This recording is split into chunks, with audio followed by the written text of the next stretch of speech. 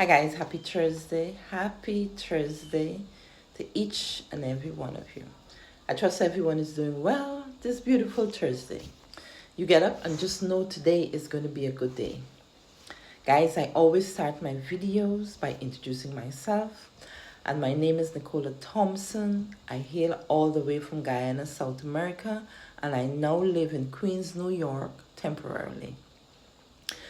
Guys, at the beginning of this month, this is day 2 in the month, I did say that I want to talk about the abuse that I have been experiencing for the last 5 years. A lot of it has been hidden videos, blocked, shadow banned. The list goes on just to muzzle me from getting or speaking my truth. But I'm definitely finding avenues, and I'm happy about that, to get my information out to keep people.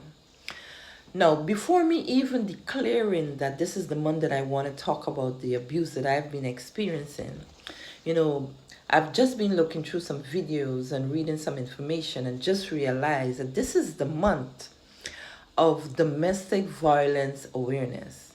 October is the month for domestic violence awareness. So I think I'm in good company. I think I am on the money. I think I'm spot on to talk about abuse and what I have been experiencing. But today I want to talk a little bit about psychological abuse and how it can affect us as females, and I think male as well, because abuse doesn't necessarily know gender, especially when the abusive partner could be any gender. It could be male, it could be female.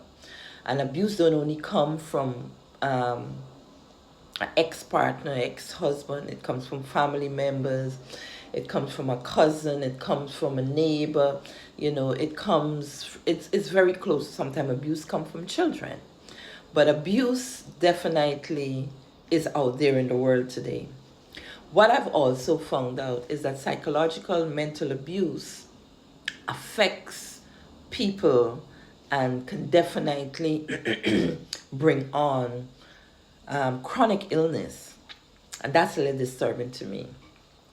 But I want to say, before I discuss what I have learned and map it into what I've experienced, that the people who are definitely putting out or definitely orchestrating this psychological mental abuse, understand clearly, these people at some point in their life experience the exact same form of mental and psychological abuse.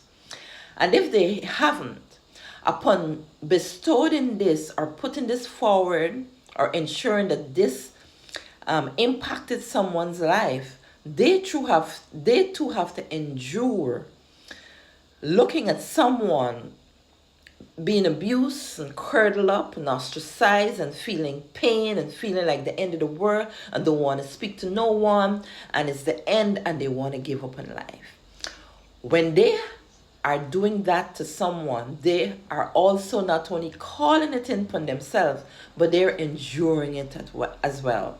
So, because for you to actually sit and ensure that you come up strategically and carefully plan out thoughts and ideas and words and action to psychologically and mentally attack a person, you first have to conceive it, because you have to believe it, right? For anything to become reality, you have to conceive it and then you achieve it. So in their mind, they're thinking that this will work because they've already conceived that psychologically and mental abuse will work. So they have seen it in their mind and definitely conceive it that this is something that will work on the other person. And understand that this is a type of person that would have experienced it not necessarily as childhood, because many times we say that these things stem from childhood.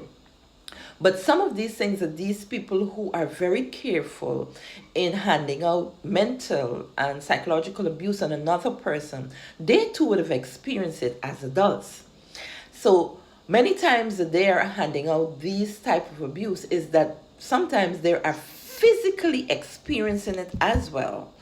That's why it is so fresh and current to them that they can actually put out these type of abuse to another person and feel very comfortable about it and very unhinged because they feel no pain, because they're passing down something to you that they have experienced or is experiencing or have already conceived it and ready to achieve it. So these people are definitely psychologically messed up as well to think that this type of abuse will work on others.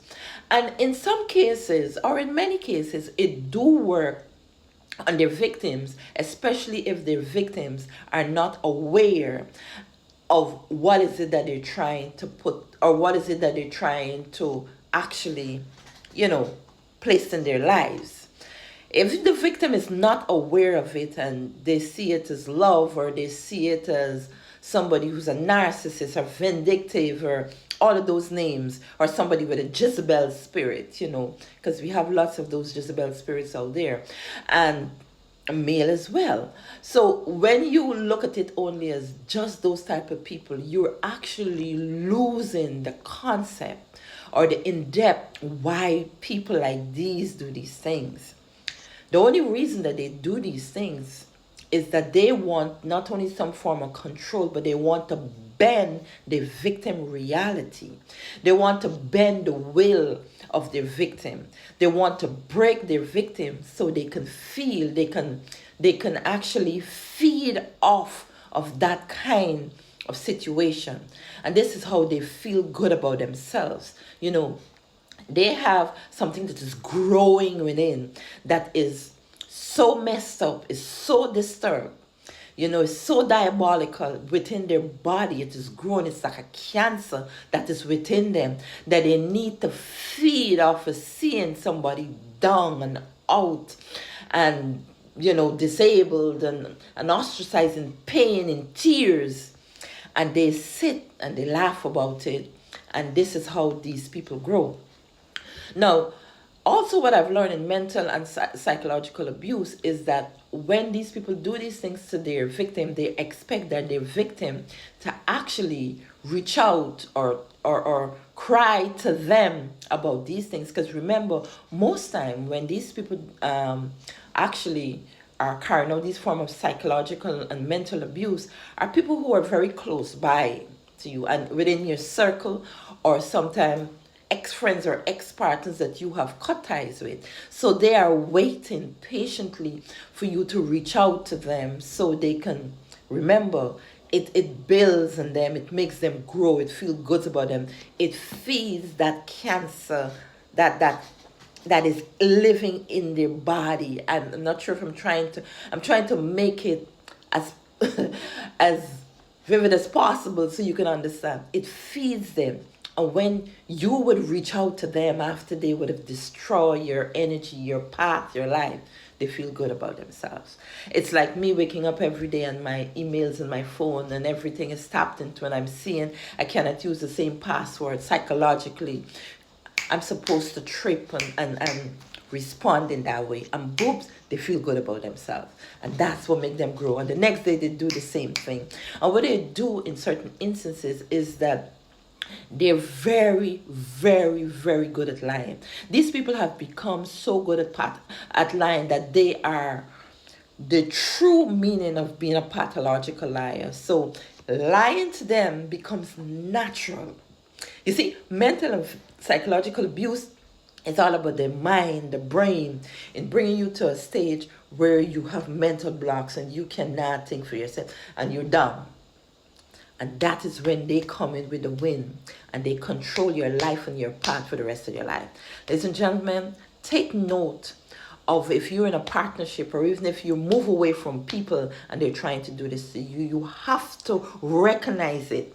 You first have to recognize that it's there, it exists, that these people are being controlled by something that is growing within them, right? And you have to see beyond that and make sure that you live your life and your energy to a level that you don't need them.